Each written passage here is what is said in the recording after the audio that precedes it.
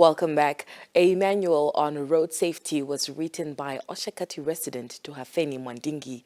The Road Maestro was his 2018 project that he finished this year with a 500-copy first print run.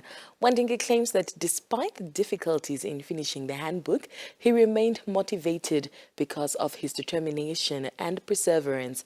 Author of the Road Maestro Drivers and Stakeholders Handbook, Tuhafeni Mwandingi now joins us in studio to talk about this and the significance of road safety. Good morning, Tuhafeni. Good morning to you and good morning, Namibia. Thank you so much for joining us. It's my pleasure. All right. Yes. Kindly just give us an insight on what inspired you to write a book on the Road Maestro and also just the whole procreation behind the book. The Road Maestro is a brainchild of the proactivity and the love for the human race. And what compelled me to write the book, among other things, is the painful situation on our road in Namibia, where our road, the accidents in our road remain rampant, and we need to do something about it. And I always wanted to do something about it, and I am glad I did. Other reasons are such as I always wanted to pass a message across that changing a situation on our road in Namibia should be a shared responsibility. This means that the private sector, for instance, NGOs, parastatals, even village, town councils and the regional councils, as well as the entire corporate world, and even individuals need to bring in their part if we are to change the situation on our road. That is to complement and supplement efforts by government, because government alone will not be able to do it. Yeah. Although they're working harder, they need our minds to be at work to complement their effort. All right. What are some of the key topics and themes that are covered in the book? It is a compilation of 6 chapters. And one of them is starting to drive, like getting started, that takes you through on the struggle of an ignition switch. Okay. And are we speaking manual driving? Both. Okay. Manual and automatic. Yes. And other chapters that followed, such as the yard and the road test, that is now the testing that takes place within NATES, and also on the road with NATES officials, of course, as examiners. It also looks at road safety issues, the prevailing issues on our road that we need to address, and it addresses them on a really wider spectrum. The one other topic that I like the most is first aid, because there is a need for us to educate our drivers with regard to first aid, and that is one of the chapter. And another one is advice. And it has a lot of appendices, and it's comprehensive. Okay. I mentioned earlier that you started the book in 2018, and of course you faced a few difficulties, hence you only printed the book this year, which is like about 6 to 7 years later. Can you just talk to us about that journey, that process, what happened in that time frame? It has been a bumpy road. There has been numerous challenges, and yes, we pulled through.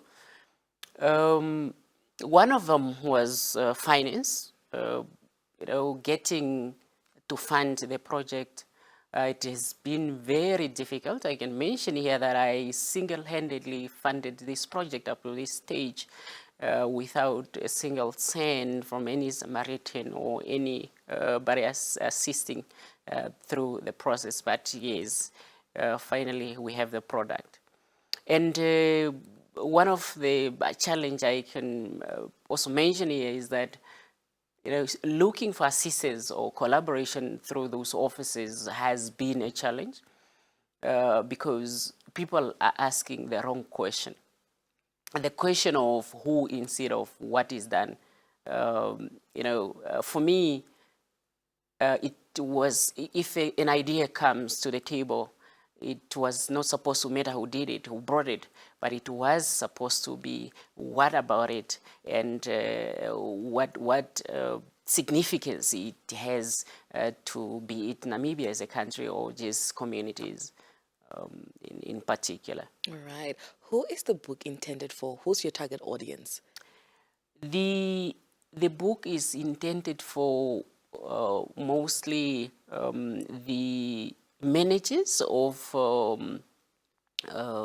transport, or to say transport managers, and people like those who are heading units, especially within the ministries, and people who also, especially also the leaders of institutions who should coach these people about road safety, school learners, because if we are to change the situation, we also need to invest in our future generation. These are the people who need to educate while they are young, so when they grow up, they don't depart from it. So is intended actually for everyone, because the information in here is ranging from education. It is information for the consumption of the entire nation. All right. With the first print run of 500 copies, can you just talk to us as to what the response has been like from the public as well as the stakeholders? The stakeholders has been amazing so far as of their response. I got commendable feedback, especially from the Ministry of Works and Transport, the public, other line officers as well came through indicating that it's quite a great initiative, and that the book is, it covers really road safety issues on a wider spectrum, and yeah, they are proud of it. All right. Now, in your opinion, what would you say is the biggest challenge when it comes to road safety in Namibia today? I would say is the mindset, the attitude of our people. And this is what this book is addressing. Which because people, the drivers or the pedestrians? the drivers and pedestrians. All right. I will say that they are not having a correct perspective, because they mostly look at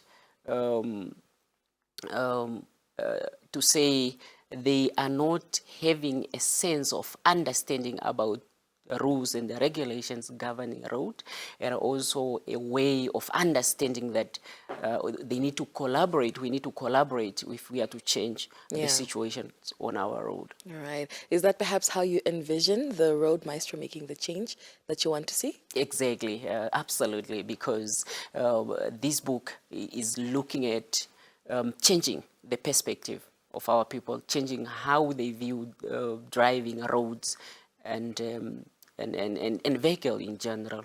It looks at creating a spark that will have them think about the road more, seeking avenues to collaborate and just working together to change the situation. Yeah, I mean, Namibia is also known as one of the countries with the best roads in Africa. But how can drivers and stakeholders also just come together, work together to improve road safety awareness and practices in the country? That's true. Like I said, we can have the best road, best facilities, but without the correct mindset, we will still be hindered. Stakeholders need to come together and work together, put efforts together, create initiatives, more initiatives that are going to improve the safety of our people on the road. Like we can have things like they can come up with more imprints, they can come up with electronics, especially things, advanced technology like traffic monitoring, drones, or road awareness, mobile applications. and just even training institutions, training people about their roads. We can have a road safety institution or university in Namibia if we are to change the situation. And these are some of the things stakeholders need to put hands together to do so that we make a difference. Amazing. Now, are there perhaps any plans for a second edition or additional projects perhaps related to road safety that are in the works from your side? Definitely. Okay. There are plans, not only that of creating an edition from this book after also collaborating with others after getting more insight, but also, you know, creating other line programs and road safety awareness campaigns for our people to partake and yes, get engaged and get more information. And I mean correct information. Yes. All right. Can you just give us more details on the book? Is it available? Where is it available? How much is it going for? And where can our viewers get it for those that perhaps want a copy? The book is available here in Windhoek. We can also order it via online, and it can either be delivered to you or you can pick it up in Windhoek. It's also available at Oshakati in Ekuku Mall's Newton and Amusement. We have a shop there, and the books are available, and if you go there you can grab yourself a copy. All right. What is your message to the Namibian this morning regarding road safety? I will say that let's look up for each other on the road. You see, there are situations where people need to collaborate, people need to look out for each other.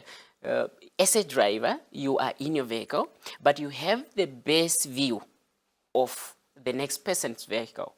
You can see the underneath, and you can see the prevalences of defects like broken parts, and we need to inform others when we encounter this, because the person is inside the vehicle. Of course, they are not able to see it, but if we are alerting, we are communicating, that may just help. You see someone with a tire that is not rotating so well, maybe they haven't even noticed, is for you to just give them an alert and prompt them to inspect the vehicle. But while we do that, I want us to keep our eyes open because there are those who may do that with bad intentions. Somebody may prompt you to stop, making it feel like there are defects on your car, but they want to perform evil deeds on you. So I should rather say that while we do that, we must keep our eyes open and, don't stop to inspect your vehicle unless you are sure it is safe. Thank you so much. Yes. Or maybe to advise, you can always stop when you see, especially in public places, you can stop there. Or otherwise, if you don't deem it safe, simply keep on the hazard light and reduce speed until you reach a safer place where you can inspect your vehicle. Tuhafeni, thank you so much for joining us this morning on Good Morning Namibia. Thank you, and thank you to the entire nation. All right, we wish you all the best with your future endeavors, and congratulations on the book. Much appreciated. All right.